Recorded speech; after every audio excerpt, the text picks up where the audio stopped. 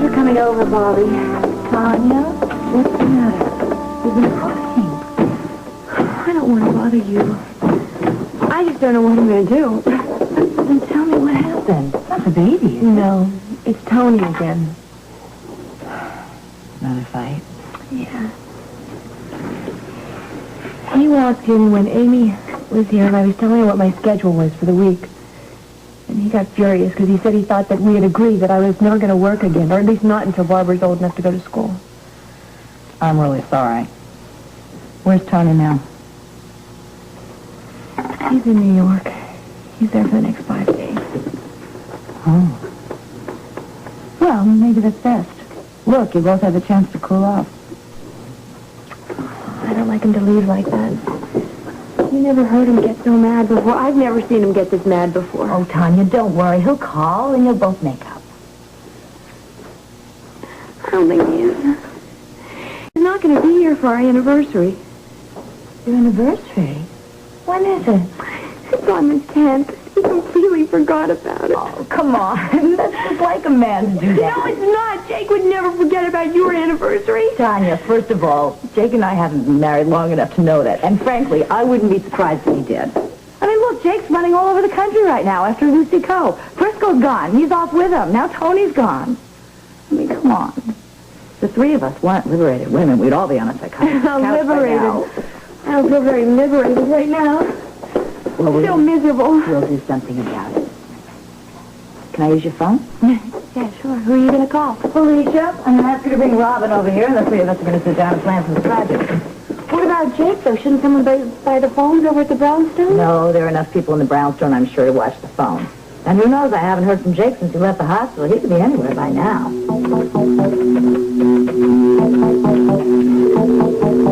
It's ringing.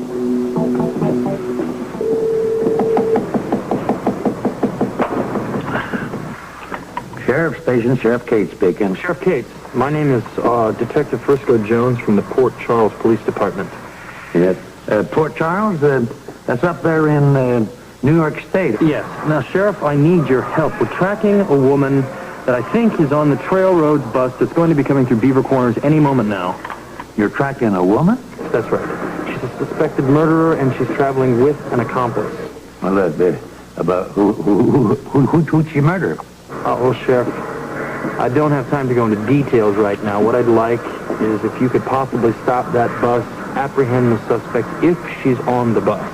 Well, I'd be happy to help you out like that, but I'm afraid the bus already passed through here. About how long ago did it pass through? Well, let me think for a minute now. I was talking to my wife, and then that's when I heard the bus passing through. That must have been, hold on a second. I would say about a half an hour ago, maybe a little bit longer. Do you think you could possibly catch up with the bus, Sheriff? This is extremely important. No, I don't know about that. Sheriff, this woman is very dangerous.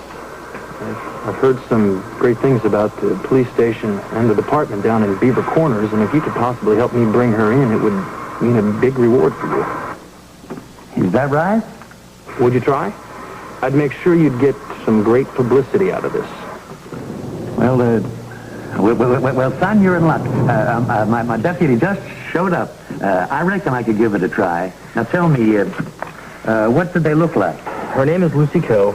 She's about 5'7". She has brown hair. She's attractive. She's in her middle 20s.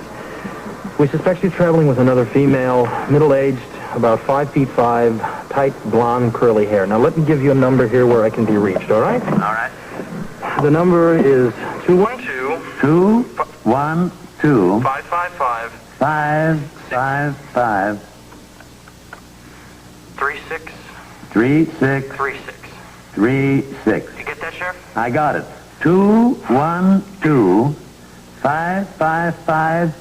3636. Right. I got it. I'll get right on it. Thank you, Sheriff. Yeah, and I'll get back to you. Don't you worry.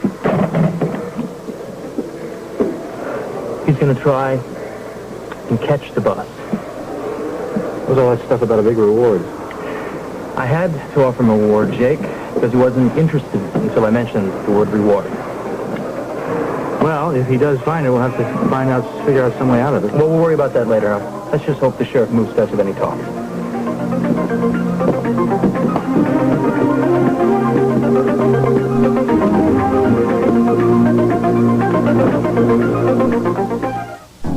What I don't get is how different Tony is now that the baby's born. Do all men get weird like that? I don't know, Amy. It does seem to change their perspective on things, doesn't it? It's so drastically. I mean, we talked about this before we had the baby, and I didn't think he expected me to give up my career for this. Oh, Tanya, I don't think he expects you to give it up now. I think he just expects you to put it on hold. Yeah, stay home for 5 years? If I stay home from the hospital for 5 years, I'll never go back. If you will. Well, come on in, you two. Hi. Robin's been dying to see the baby. Well, you're in luck, because I'm just about to go up and get her up from her nap. Oh, boy, can I see your house? Yes, you can. Come on upstairs with me. Okay, who be good? Connor, what's been going on between you and Tony? I don't want to see my sister and I look so bad. I felt so bad. The first time that Tony's ever forgotten our anniversary. The fact that he's in New York is not helping much. Yeah. He was so mad that I think wedding vows were the last thing on his mind.